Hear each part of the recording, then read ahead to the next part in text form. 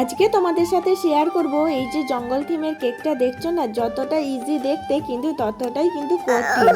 তার মধ্যে আবার সৃজিকে নিয়ে কিভাবে কেকটা করেছি তোমরা দেখতে থাকো ভিডিওটা। কেকটা টোটাল আছে 3.5 পাউন্ডের আর ফ্লেভারটা ছিল বাটারস্কচ। এদিকে দেখো আমি ক্রিমটা ভালো করে কোট করে নিয়েছি, তারপর লাস্টে ফিনিশিং করার জন্য ফ্লেক্সিবল স্ক্যাপার দিয়ে দেখো একটা ঘাঁচ কাটা দাগ করে নিলাম। কেকটা যেহেতু 3 ভাগের করতে বলেছি সেই জন্য কেকটা যাতে না নড়ে যায় সেই জন্য দেখো স্ট্র দিয়ে দিয়েছি। কেকের বেসের কালারটা হোয়াইট রেখেছি আর ঘাসের কালারটা দেখো গ্রিন রেখেছি। কেকে বর্ডারটা ঘাস নজল দিয়ে একদম পুরোটা ভরাট করে দেবো।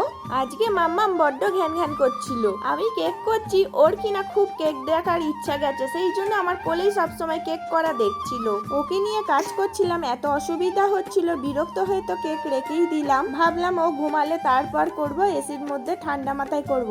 ও বাবা, ঘুম পাইরে দিয়ে তারপর আমি খেয়ে এসে দেখছি ঘুম থেকে উঠে পড়েছি। আমার হাতে টাইমও বেশি নেই, সেই জন্য কেকটা ফিনিশিং করতে হলো ওকে নিয়ে। এদিকে আমি কেক করছি শুধু না, তার সাথে মেয়েকে খেয়ালও রাখতে হচ্ছে, ওর কখন পটি পেয়ে যাচ্ছে, কখন আবার খিদে পেয়ে যাচ্ছে।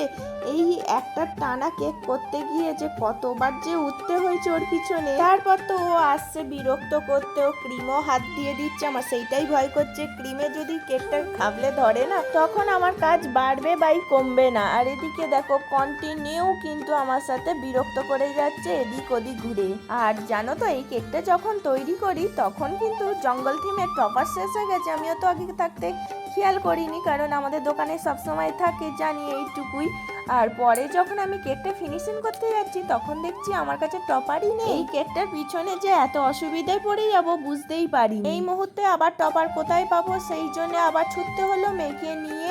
কালার প্রিন্ট আউট করে নিয়ে চলে এলাম। এখানে দেখো সৃজিকে বসিয়ে দিয়েছে, চিনে কেকটার পাশে তুই একটা ফটো। কিন্তু আমার ভয় করছিল যদি কেকের মধ্যে হাত দিয়ে দেয় কেকটা আবার 12টা বেজিয়ে যাবে, আর আমি বেশি রিস্ক নিতে চাইনি, সেই জন্য ভাবলাম কেকটা টুলের মধ্যে বসিয়ে দিই আর ওকে টার্ন টেবিল উপরে বসিয়ে দিই। সেই জন্য ও টার্ন টেবিলের উপরে বসে দেখো খুব মজা করছে।